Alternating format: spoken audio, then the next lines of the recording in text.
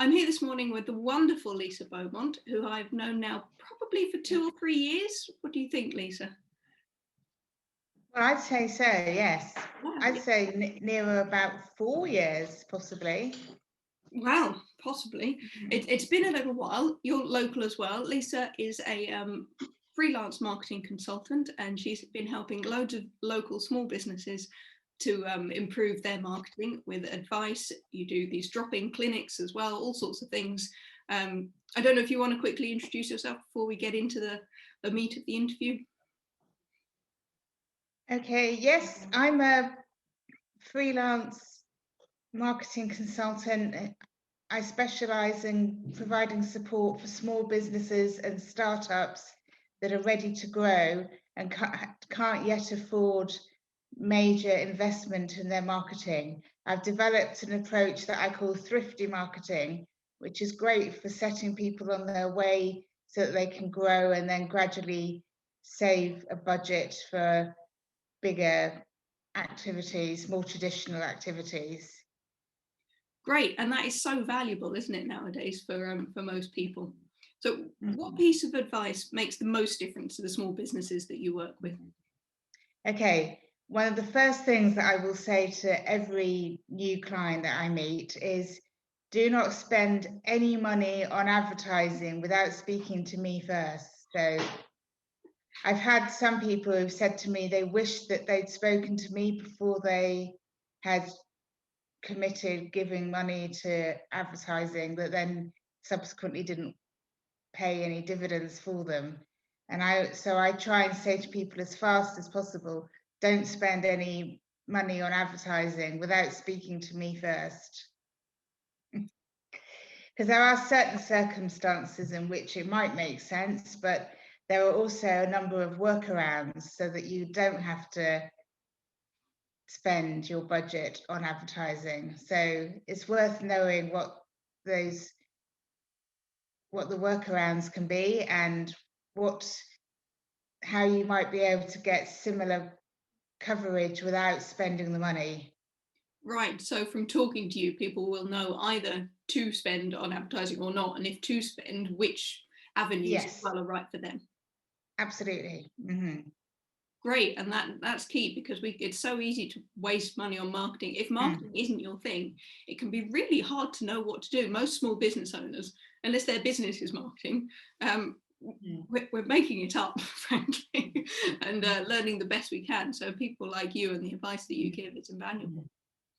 What is the most common mistake you see small businesses making with their marketing? I would say the most common mistake is where they're thinking about themselves and what they do rather than thinking about their customer and how what they do can help their customer.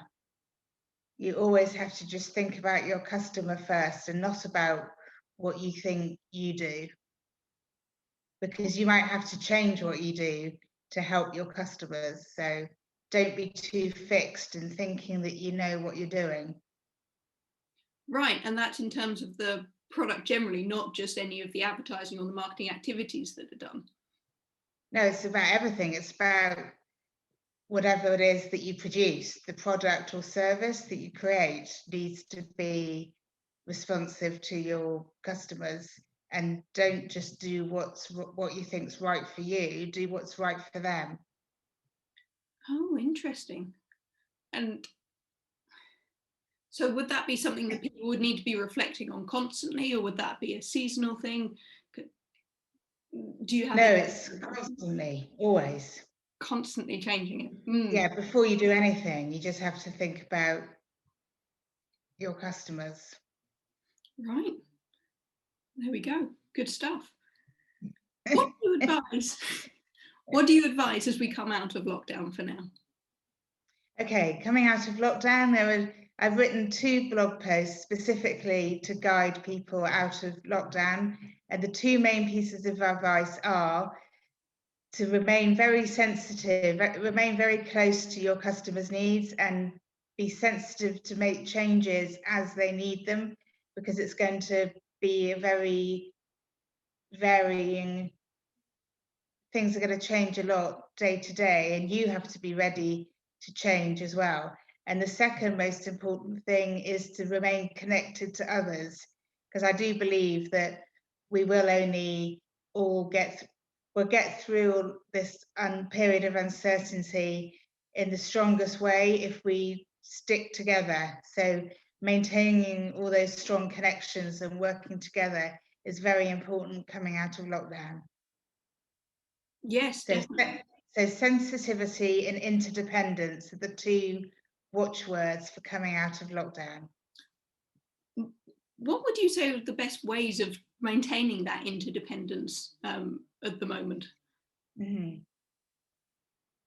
Well, I do value networking and developing meaningful relationships via social media.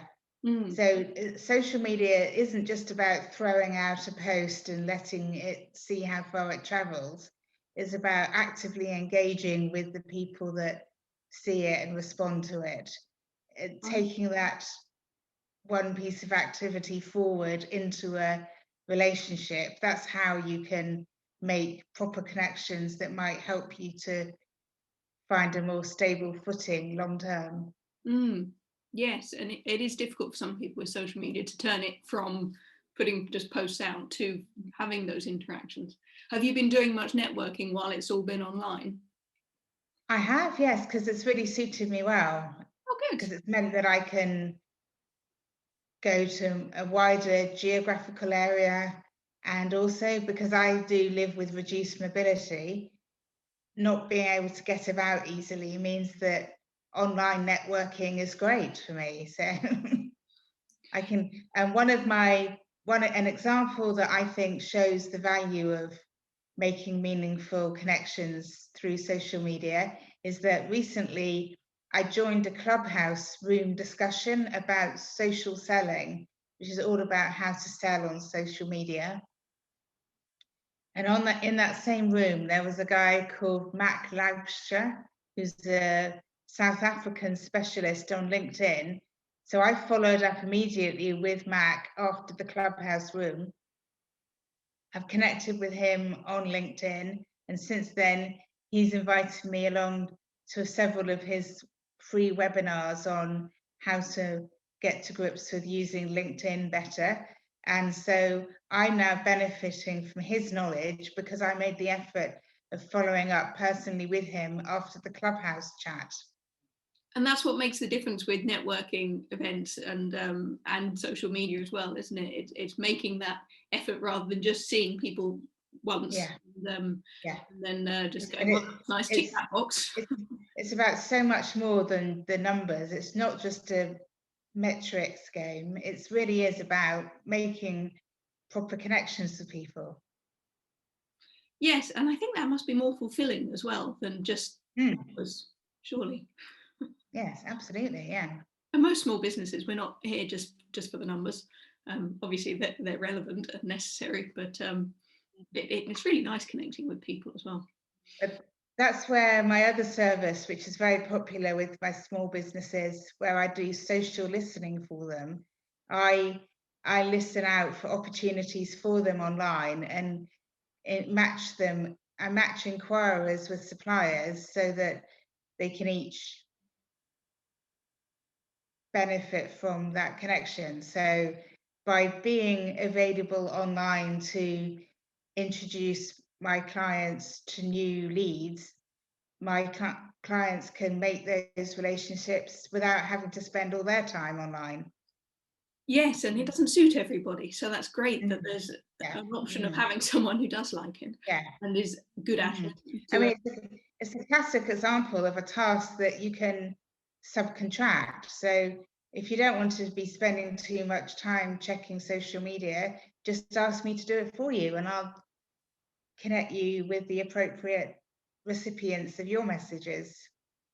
And then you can take it on as far as you like or not, depending on what mood you're in. And until I heard about you doing it, it hadn't occurred to me, but it makes complete sense from your business perspective. If you're going to be in these rooms talking to people anyway and making these connections, you can keep an eye out for your different clients and their different that they do. So that's Yes, it's a fascinating offer, and I don't know why I haven't heard of it earlier. It's a really great idea. Well, I'm the only person who does it.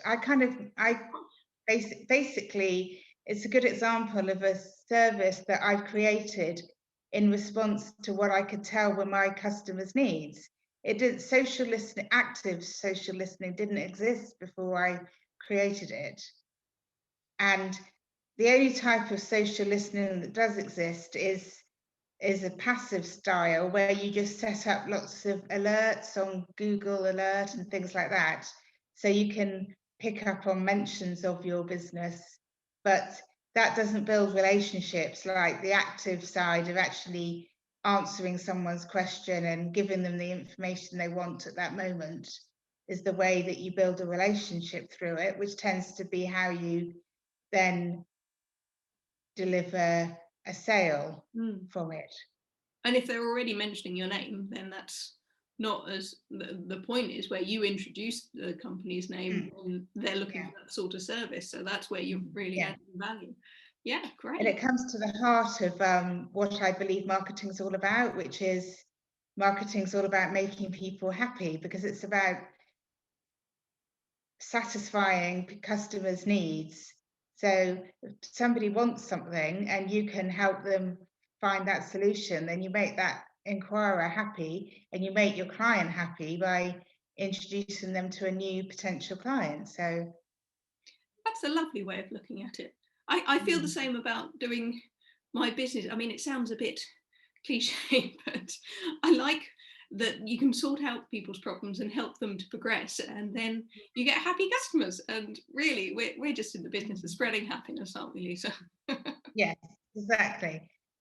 And I am beginning slowly to be a beneficiary of your approach. So I am getting better, as I've seen your email to me this morning that says that I'm getting better with my website posts. So I've just said that now I've got to achieve consistency with it, and then I will really be doing so much better thanks to you. Oh, thank you very much. Well, on that note, where we have been sort of working together, you've very kindly contributed a bonus piece of material for my course, the Organised Coach Method, which is for anyone who buys the course, certainly at the moment, and probably until the end of the year, I imagine you'll allow your bonus to be a part of it. Would you be able to just explain a little bit about what people get with that? Okay, so one of the key areas where Emma's organised method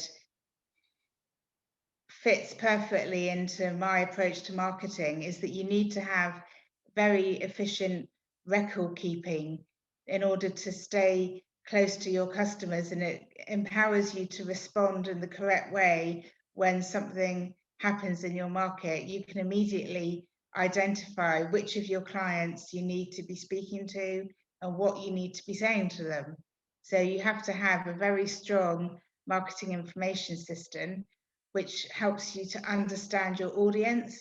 So my bonus material is all about ways that you can use your own records efficiently to improve your overall performance and even out the demand across the year for your service or product.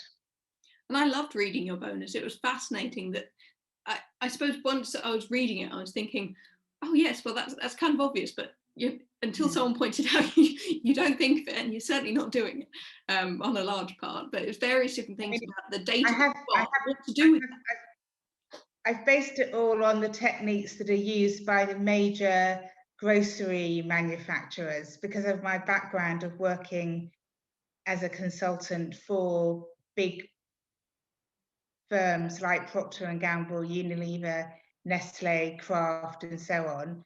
I know exactly how they approach their marketing and their customers. So I've just shared the same approach with your course members so that they can benefit from those techniques themselves for their small businesses. And those companies are very good at marketing, as everyone knows. So that's great that we can now use those techniques for ourselves. And thank you very much for sharing them. So that's part of the Organised Coach Method, which is a course aimed at coaches, helping them to maximize their time and create the calm coaching business that you deserve. There's a lot in there about getting organized, more generally about your emails, about managing your time, about planning your week. All sorts of different techniques are in there. There are several bonuses, one of which is the wonderful Lisa Beaumont with the marketing advice that we've just discussed. The links will be below this video and you can find out more there. Thank you very much, Lisa. It's been fabulous talking to you. Mm-hmm. Yes, thank you, Emma. You're welcome. Have a great day. Thank you. Okay, bye. Bye.